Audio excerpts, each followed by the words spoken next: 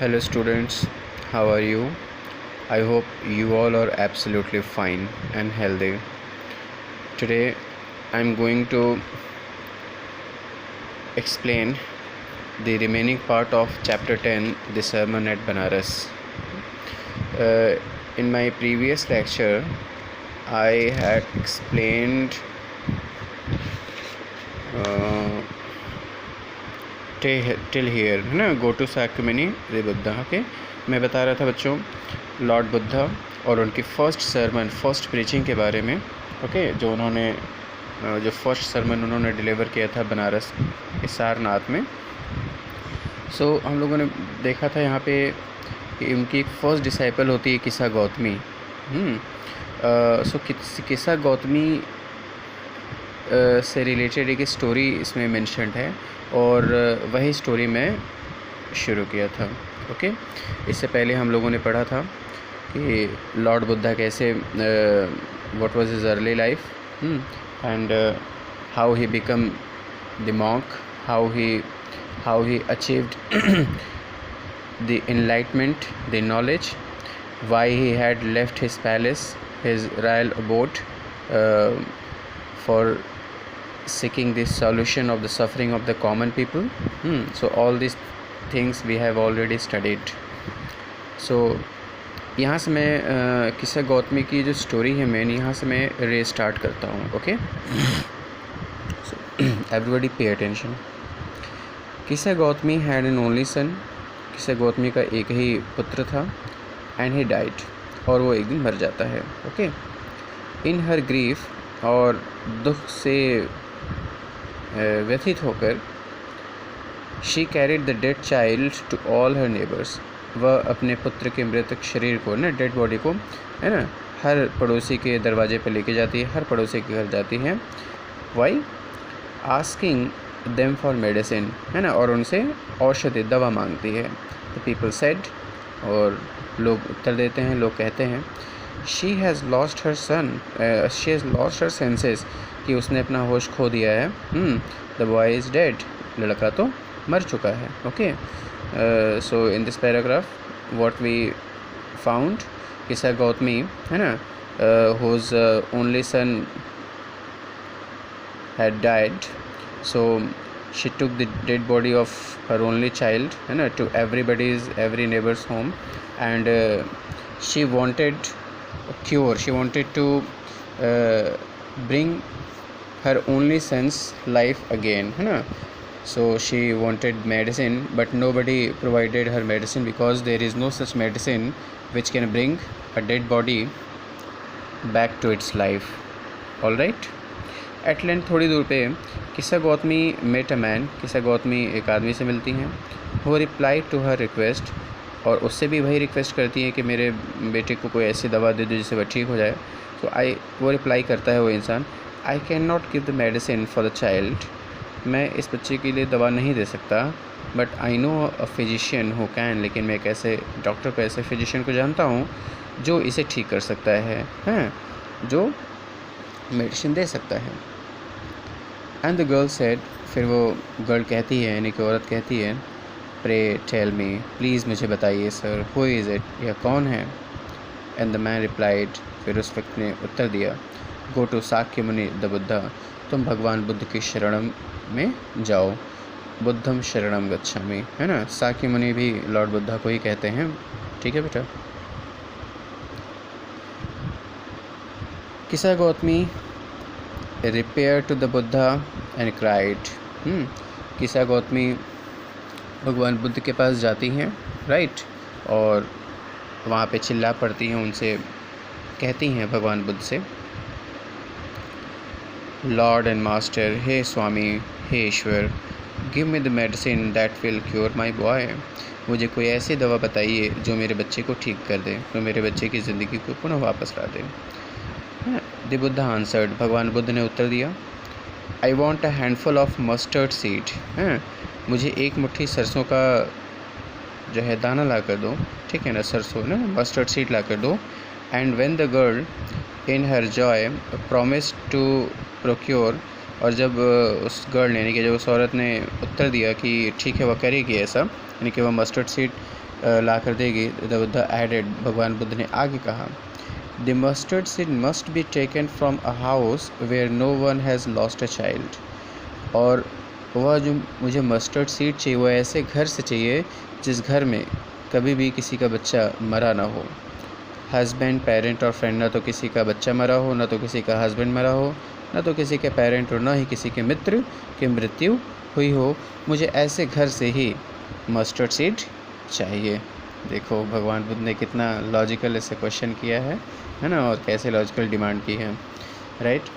तो क्या भगवान बुद्ध ने इसे कहा कि मुझे एक ऐसे घर से मस्टर्ड सीड चाहिए where no child has ever died, है ना, no husband, no parents, no friends, है ना, हैज़ एवर डेड।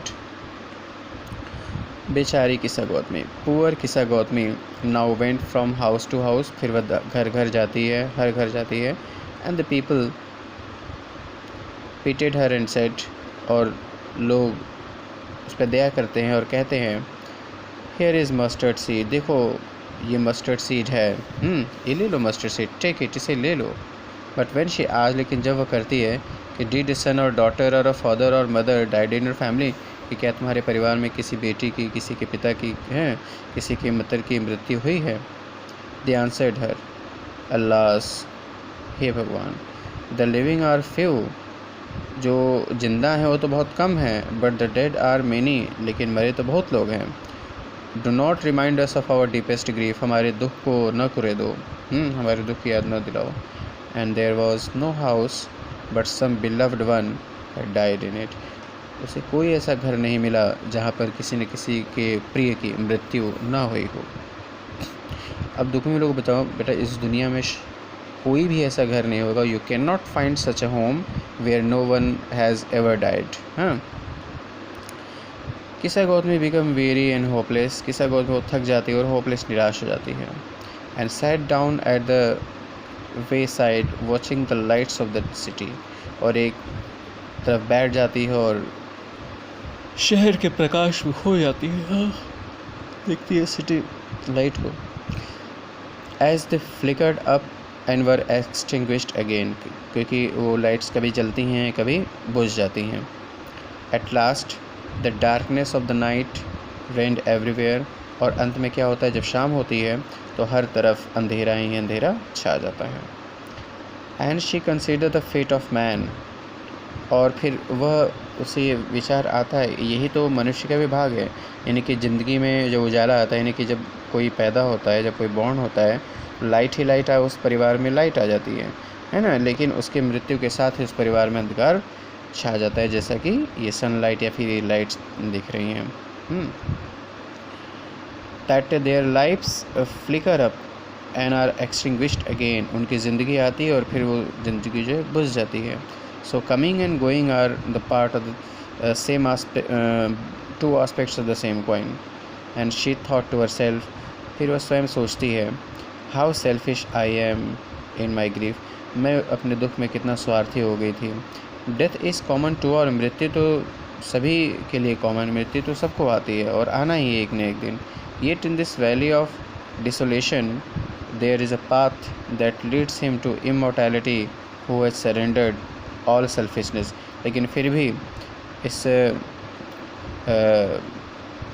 असंतोष, मतलब डिससेटिस्फैक्शन, डिसोल्यूशन वैली में, है ना, एक ऐसा रास्ता है कि अगर हम अपने सारे सेल्फिशनेस को, सारे स्वार्थ को अगर सरेंडर्ड छोड़ दें तो इमॉर्टैलिटी आ सकती है।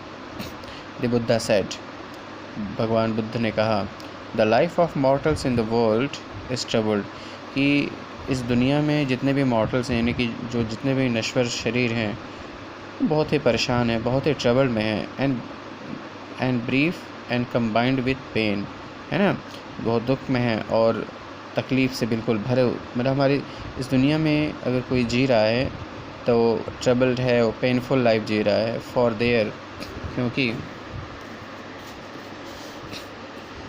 There is not any means, क्योंकि ऐसी कोई भी साधन नहीं है, by which those that have been born can avoid dying, कि वो जिन्होंने इस धरती पर जन्म लिया है मृत्यु उनका वर्ण ना करे, ऐसा कोई भी इंसान नहीं है। आफ्टर रीचिंग ओल्ड एज, जब ओल्ड एज यानी कि जब वृद्धावस्था आती है, देयर इज़ डेथ, उसके बाद फिर मृत्यु का आना तय है। Of such nature are living beings, और हर जीवित प्राणी का यही हश्र होता है, यही प्रकृति है। As ripe fruits are early in danger of falling, जब कोई भी कोई भी फ्रूट पक जाता है तो वो बहुत खतरे में हो जाते हैं कि कभी भी वो पका हुआ फल पेड़ से गिर सकता है। सो मॉर्टल्स व्हेन बॉर्न और always in danger of death, ठीक उसी प्रकार जितने भी मॉर्टल्स यानी कि हम लोग नश्वर शरीर लेकर पैदा हुए हैं कि हर वक्त मौत का खतरा मंडराता रहता है, and we can die at any time. As all earthen vessels, जैसे कि जितने भी मिट्टी के बने हुए वेसल्स बर्तन होते हैं, मेड बाय द पॉटर, जिसे पॉटर कुम्हार बनाता है, एंड इन बीइंग ब्रोकन, वो अंत में टूट जाते हैं, और टूटने के साथ ही उस पॉट का अंत हो जाता है। So is the life of mortals, ठीक उसी प्रकार हम सभी प्राणियों का नश्वर शरीर भी एक न एक दिन बिखर जाता है। बोथ यंग एंड एडल्ट, चाहे वो यंग हो चाहे वो एडल्ट हो, both those who are fools, वो सारे, चाहे वो फूल बेवकूफ़ हों, दोज हु आर वाइज, चाहे वो बहुत ही बड़े इंटेलिजेंट वाइज बुद्धिमान इंसान ही क्यों ना हो, all fall into the power of death, सभी मृत्यु के आगोश में समा जाते हैं, है ना। Everybody dies one day, all are subject to death, और सभी लोगों को एक न एक दिन मरना ही है। तो मृत्यु ही है जो शाश्वत सत्य है, बाकी सब मिथ्या है। Of those who overcome bye death, और वो जो मृत्यु को जीत लेते हैं, डिपार्ट फ्रॉम लाइफ, है ना, वो ज़िंदगी से विदा हो जाते हैं। A father can not save his son, कोई भी पिता अपने पुत्र की ज़िंदगी को नहीं बचा सकता। नॉर किन्समैन देयर रिलेशंस, न तो कोई रिश्तेदार अपने रिश्तेदारों की ज़िंदगी को बचा सकता है। While relatives are looking on and lamenting deeply, हालांकि जो हमारे रिलेटिव्स होती हैं हमारे डेथ पे बहुत ही लैमेंट करते हैं, बहुत ही विलाप करते हैं, दुख व्यक्त करते हैं। One by one mortals are carried, और एक एक करके सारे मॉर्टल्स यहाँ बार बार कहा जा रहा है, मॉर्टल्स हम ही लोगों को कहा जा रहा है ना, जो नश्वर शरीर लेकर पैदा होते हैं उन्हें मॉर्टल्स कहते हैं। Are carried off like an ox that is led to the slaughter, हम सभी लोग ठीक उसी ऑक्स की तरह, जब किसी ऑक्स को स्लॉटर हाउस लेके जाया जाता है उसे काटने के लिए, जब वो वृद्ध हो जाता है तो हम लोग भी ठीक उसी प्रकार से मौत की तरफ बढ़ रहे हैं। So the world is afflicted with death and decay, इसलिए दुनिया जो है मृत्यु से और डिके से भरी हुई है, मतलब हमारी बॉडी डिके भी होगी और डेथ भी आनी है। Therefore the wise do not grieve, इसलिए जो बुद्धिमान होते हैं वो दुख नहीं व्यक्त करते हैं। Knowing the terms of the world, संसार के नियम को अच्छी तरह से वो जानते हैं। Not from weeping nor from grieving, न तो वो विलाप वीप करते हैं यानी कि रोते, ना तो वो दुख व्यक्त करते हैं। Will any one obtain peace of mind, सभी लोग को मन की शांति मिलती है। ऑन द कॉन्ट्रेरी, और दूसरी तरफ his pain will be the greater, उसकी दुख और तकलीफ़ और ज़्यादा बढ़ जाती है। And his body will suffer, और उसके शरीर और ज़्यादा सफ़र करता है ना। He will make himself sick and pale, और वो इंसान खुद को ही बीमार, और पेल का मतलब बहुत कष्टों से भर लेता है स्वयं के शरीर को, जब मतलब बहुत ज़्यादा दिन तक ज़िंदा रहने की बात सोचता है तो। Yet the dead are not saved by his lamentation, लेकिन उसके लैमेंट से, किसी के इंसान के विलाप करने से, रोने से, दुख व्यक्त करने से डेड बॉडी जीवित तो नहीं हो जाती है। ही हु सीक्स पीस, वह जिन्हें शांति चाहिए, should draw out the arrow of lamentation, है ना, उन्हें विलाप करने के भावना से बाहर आना होगा। कंप्लेंट, जो हमेशा हर वक्त शिकायत करते हैं, एंड ग्रीफ, और दुख की स्थिति से बाहर आना होगा। ही who has drawn out of the arrow and has become composed, है ना, वो जो दुख की विलाप करने से बाहर आ जाते हैं, अर्थात चीज़ों को बहुत ही सीरियसली कंसिडर करते हैं, will obtain peace of mind, उन्हें मन की शांति प्राप्त होती है। He who has overcome all sorrow, और वह जो समस्त दुखों पर विजय पा लेते हैं, will become free from sorrow, वह दुख से मुक्त हो जाते हैं, है ना, कष्टों से मुक्त हो जाते हैं। एंड बी ब्लेस्ड, और फिर वो ब्लेस्ड हो जाते हैं, अर्थात ईश्वर जो है वो अपना आशीर्वाद देते हैं. So this was this sermon at Banaras. I hope you all would have understood it completely, and in this way this chapter comes to an end.